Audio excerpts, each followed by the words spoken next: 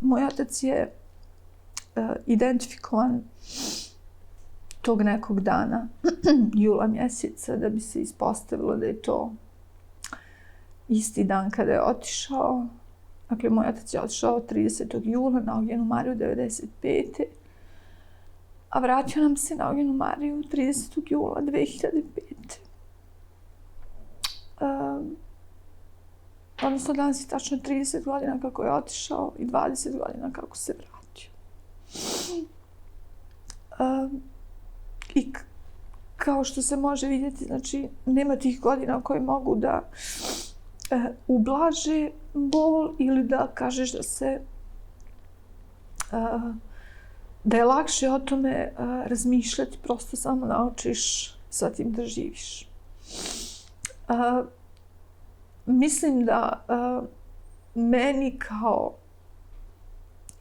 ne kao potomku, kao djetetu poginulog borca, i on nedostajao sve ove godine, kao i moje sestri, kao i moje majci, generalno svima nama. Danas nedostaje našoj djeci, jer prosto nemaju tu figuru dede, oni ne znaju šta to znači. Oni njega gledaju samo na slikama i slušaju ono što mi kao njegova djeca im pričamo o njemu, i žao mi je što nikada neće imati priliku da ga upoznaju, jer je bio jedan zaista poseban čovjek.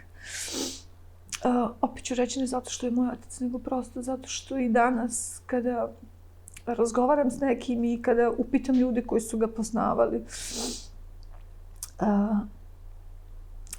čujem samo lijepe i pohvalne riječi o njemu.